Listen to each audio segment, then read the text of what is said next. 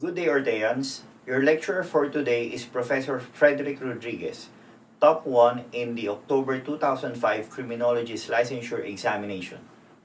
Don't forget to subscribe and hit the bell button to receive the latest updates. Take it away, Fred. The following are 3 E's of traffic management except one. So, meron tayong major iha, tatlong major. So, edu, engineering, and enforcement.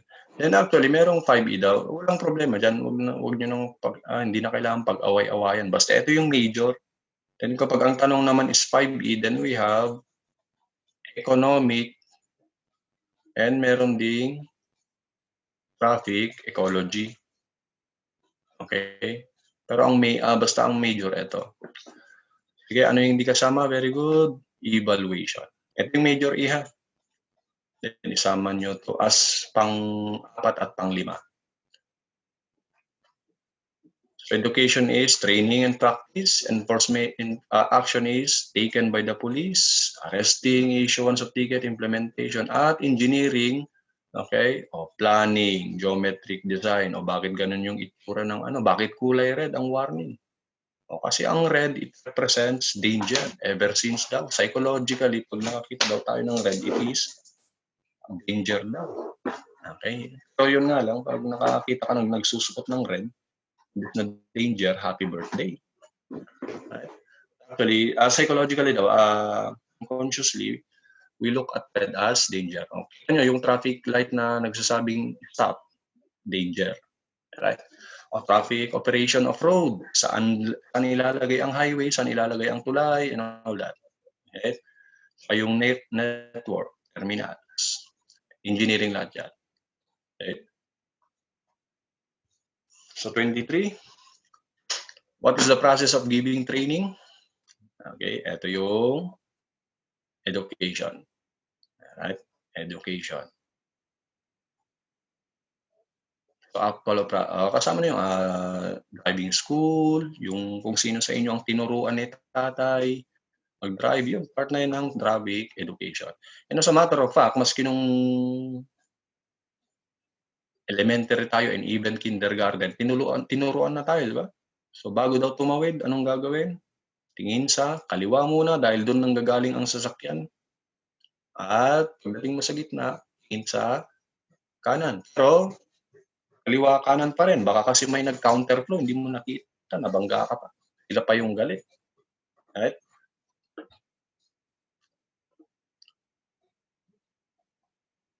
Okay? These are the primary pillars of traffic. Subukan nyo nga. Kasi 5A, 5 E's of traffic, di ba kasama yung economic at ecology. So, alin dito yung primary pillars of traffic? Ay hindi kasama sa primary pillars. Ayan, si Raven is, yes, stop, look, and listen. Aba, natuto tayo dyan sa kanta na yan. O di ba, natuto tayo sa safety dyan lang sa kanta na yan. Okay. Stop, look, and listen, beep, beep, the small jeep. Okay, aga na. Ang major E kasi, or pillars, yung major pillars ay ito. Engineering, enforcement, and education. So, hindi naman kailangang pagtalunan kung ilan ba talaga ang E. Kung tinanong ilan ang E, di 5. Kung ilan ang major E, di E. Simple as that. Hindi kailangang pagtalunan. Walang academic, walang academic issue dyan. Right? The answer is economic. Right? Tapos, the police court enforcement process, 5 essential step. Alin dito yung hindi kasama? So, ano na to? Logic. Ito lang yan. Detection. Masyadong generalized katulad nung naunang tanong naman kanina, di ba? Yung investigation of criminals or follow-up criminals. Okay, anong surveillance mo? Hindi na part yan ng traffic enforcement. Ito lang yan. Detection, apprehension, prosecute, adjudicate, and parusahan. Right, lalo, ito ay trabaho ng court, nakakarating madalas class sa mga kasong may usually damage to property and physical injury and death. Mga fatal accident. Ito yung mga reckless imprudence resulting in homicide or damage to property or physical injury. Ngayon yung mga simple lang, driving without license and all that, dito pa lang, alam mo na yung parusa mo, multa. Right? Ticket. Okay, next. Which of the following does not fall under the kinds of police traffic enforcement action? Kayo ang sumagot. Pataasan lang ng mata to actually. Patalasan lang ng mata. Which of the following does not fall under the kinds of police traffic enforcement? Sagot? Sagot? Marigold, Angelo, Lynn, okay, very good. O, anong pakialam natin dito? O, trabaho na yan ng private security, di ba? Okay, di ba maski sa patrol lumabas to? Alin dito ang hindi trabaho ng patrol? O, ito yung hindi kasama sa main goal ng main job ng patrol officer. 24. Ito madalas, lumang-lumang batas, pero ito yung batas na madalas lumalabas sa questions sa traffic. Kasi ito yung basic law natin. Traffic and yung LTO code of the Philippines, Traffic and Land Transportation Code, or simply Traffic Code. Ito na. Okay. Public Act 4136. Sa 4136, ito yung sa license, sa registration, dapat yung motor mo ay may headlight, may flasher, dapat may side mirror and all that. Dapat kompleto. Ito yung batas na nagsasabi niyan. Okay? Ano yung right of way? Okay? Saan tayo dapat dadaan? Sa left lane or sa right lane? Tandaan nyo yan. Andito rin sa 4136. And by the way, ano yung commandment natin, traffic commandments? Ang unang-una, tandaan nyo, di ba? Right lane. So, hindi katulad sa ibang bansa na left. Sa Pilipinas, right. Okay, stay on the right. Ito, nasa handouts nyo naman to, class. Okay. 8750 is seatbelt. 4136 is, memorize na to, traffic code. Okay. Next, 10586 is anti-drunk. Ito na, bawal mag-drive ng lasing under the influence of intoxicating drink. Ano naman yung 10666? Matter of memorization na, memorization na lang to. Safety of motorcycle, children's safety. So sabi daw, pag nagpakay ka ng bata, dapat abot niya yung paa sa footrest at mapagsalubong daw niya yung kamay niya sa iyong bewang para kumapit. O sa mga katulad kong kaya, hindi yung problema yan, no? Okay? Ayun nga lang, kapag under 12 years old ang bata, hindi siya pwede sa highway. Okay? Then, syempre, yung helmet. At, 054 is, ayan, motorcycle helmet act. Although ito ay subject sa, subject sa regulation naman ng ordinances. Because, lalong-lalong dyan sa Calabarzon, maraming municipality dyan at ciudad na bawal naman ang may helmet. Okay, bawal naman ang may helmet. Ang ginagawa na lang is upper speed limit and all that. Okay? Yung bawal ang may helmet kasi doon yung sa sa riding in tandem o hitman and all that. Okay? Hindi nakikilala. And other laws is 1080p. Wala na yung 6539. I want you to note that. Wala na yung RA 6539. Ang sinusunod na natin na karnaping law is 1080p. So dito sa lumang batas kasi, ang pinakamabigat na parusa is 17 years. Maximum na yan.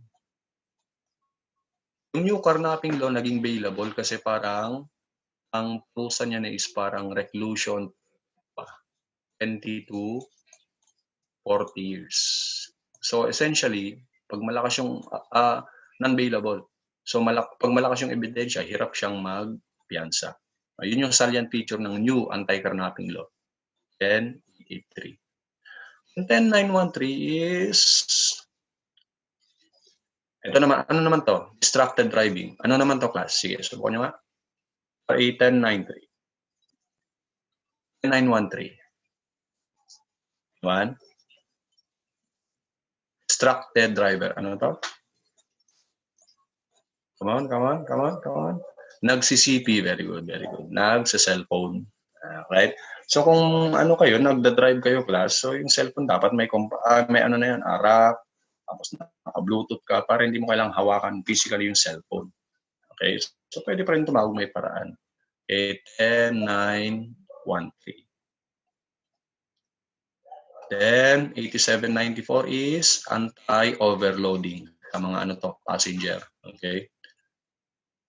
So again, 10913, pag gumamit ng cellphone habang nagda-drive. Okay, while driving. Okay? So you are a traffic police officer who wishes to determine whether a driver is authorized to drive. Kunyari situational pero madali lang to.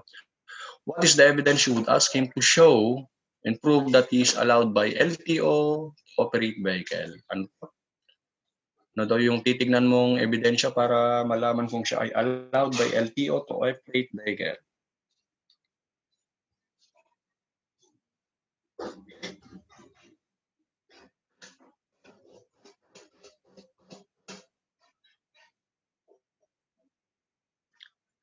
Very good. Driver's license. Okay? Driver's license. Para saan tong prangkisa, class? Ang agency nag-i-issue is LTO. Ano naman yung nag-i-issue ng franchise? LTFRB. Ito yung class sa mga public utility vehicle. So bago sila before they apply their vehicle as a public transport, sila ng prangkisa sa LTFRB. Yung mga tricycle class, tandaan nyo to, ang tricycle naman class, kinukuha yung kanilang prangkisa sa local government. Trabaho na yan ng local government, yung ating mga may tricycle. Pero pag taxi, jeep, bus, LTFRB tayo. Land Transportation and Franchising Regulatory Board. Ang tanong, ang under department tong dalawang to, class? Anyone? Ang under department? Ang department under? One? DOTR, very good. Updated tong Silina. Plus wala na yung DOTC ha. Wala na ang DOTC. Wala na to. Wala na to. Wala na yan. Okay? So, ang meron na, Department of Transportation. So, yung dating sa communication section ng DOTC, naging DIC, Department of Information and Communication Technology. Hiwalay na. Right?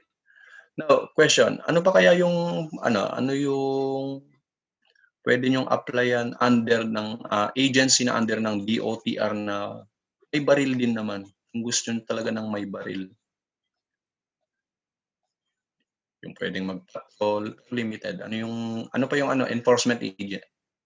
TO? Kung napunta ka sa enforcement or patrol, pwede. Kaso konti lang kayo dyan. Ano pa? Ang operation neto ay sa dagat. Para ka rin sundalo dyan. Para ka rin Navy. Okay, very good. Coast Guard. Diba? Marami kayong pwedeng puntahan. Okay. Ayan. Gusto mo naman sa airport di yung Office of Transport Security. Something like sa transport sa airport. Pero mas okay na to. Di ba kung gusto mo ng action. Right under ng Department of Transport. Okay. Of course, dahil nung first year college ko, alam kong target nyo ay PNP. Okay, targetin nyo muna yung ating I-Bureau. PNP, BGMP, and BFP. Okay. And both are under the OTR. So franchise again is sa mga gustong i-operate yung kanilang vehicle as PUV. Okay? Tapos class, ano yung term dun sa flying as